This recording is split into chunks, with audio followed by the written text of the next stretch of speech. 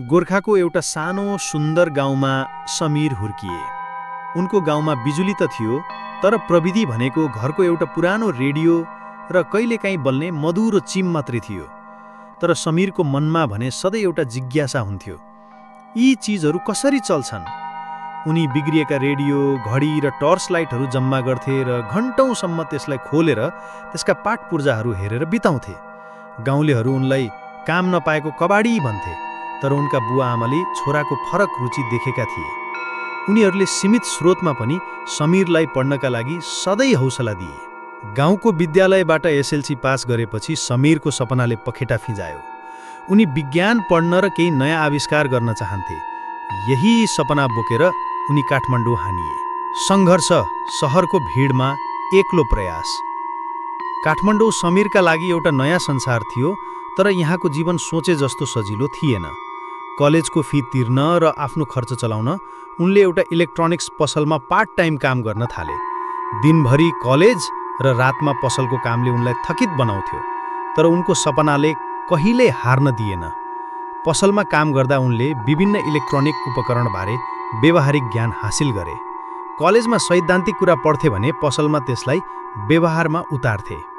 यही क्रममा उनको रुचि रोबोटिक्सतिर मुडियो।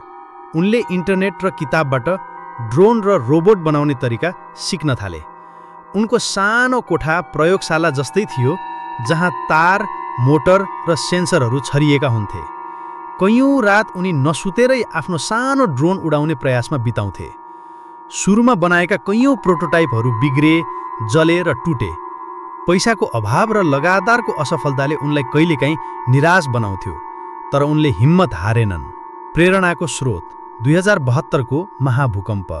सन् 2015-2072 सालको महाभूकम्पले देशलाई नै हल्लायो। समीरको गाउँ गोर्खा पनि केन्द्रबिन्दु थियो।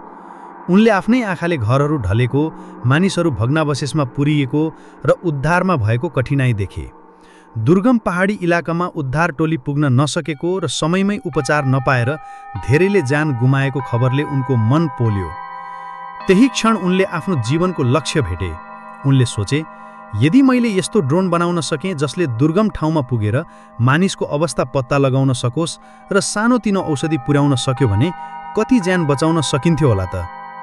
यो सोचले उनको काममा नयाँ ऊर्जा थपिदियो। अब उनको काम सोख मात्र रहेन, एउटा मिसन बन्यो। सफलताको उडान, पाइलट 1 को जन्म।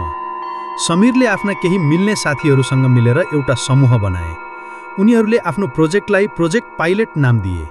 उनीहरूको लक्ष्य थियो नेपालको पहाडी भूगोलमा सजिलै उड्न सक्ने, थर्मल क्यामेरा जडान भएको र सानो प्राथमिक उपचारको बाकस बोक्न सक्ने ड्रोन बनाउनु। आर्थिक अभावका बीचमा उनीहरूले विभिन्न कलेज स्तरीय विज्ञान प्रदर्शनीमा भाग लिन थाले।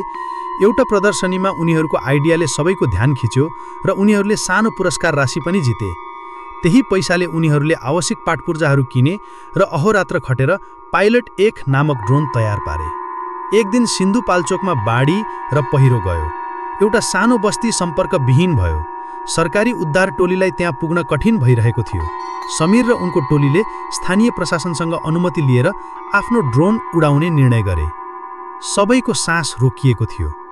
पाइलट 1 ले सफलतापूर्वक उडान भर्यो, पहिरो गएको ठाउँमाथिबाट घुम्यो र थर्मल क्यामेराको मद्दतले केही मानिस फसेको ठाउँ पहिचान गर्यो। ड्रोनले पठाएको लाइभ भिडियो र जीपीएस कोअर्डिनेटको मद्दतले उद्धार टोली सही ठाउँमा पुग्न सफल भयो र केही मानिसको ज्यान बच्यो। सङ्गरमाथा रोबोटिक्स, एउटा नयाँ अध्याय। यो घटनापछि समीर र उनको टोली एकाएक चर्चामा आयो। राष्ट्रिय मिडियाले उनीहरूको कामको प्रशंसा गरे। सरकारी निकाय र केही गैर सरकारी संस्थाले उनीहरूको प्रविधिमा रुचि देखाए। त्यसपछि उनीहरूले पछाडि फर्केर हेर्नु पर्दै परेन। उनीहरूले आफ्नो समूहलाई औपचारिक रूपमा सङ्गरमाथा रोबोटिक्स भन्ने कम्पनीमा दर्ता गरे। आज यो कम्पनीले विपद व्यवस्थापन, कृषि, स्वास्थ्य र पर्यटनका लागि विशेष ड्रोन र रोबोटिक समाधानहरू विकास गर्छ। डाँडागाउँको एउटा सामान्य केटो आज एक सफल इनोभेटर र उद्यमी बनेको छ। समीरको कथाले देखाउँछ कि सपना देख्नका लागि ठूलो सहर वा धनी परिवारमा जन्मनु पर्दैन। आवश्यक पर्छ त केवल जिज्ञासा, लगनशीलता, दृढ सङ्कल्प र आफ्नो समाजका लागि केही गर्ने अठोट। सन्देश: समीरको कथा हरेक नेपाली युवाका लागि प्रेरणाको स्रोत हो। हाम्रा समस्याहरूको समाधान हामी भित्रै छ। यदि हामीले आफ्नो ज्ञान, सिप र ऊर्जालाई सही दिशामा लगायौँ भने हामी नेपालमै बसेर विश्वस्तरीय सफलता हासिल गर्न सक्छौँ र देशको मुहार फेर्न सक्छौँ।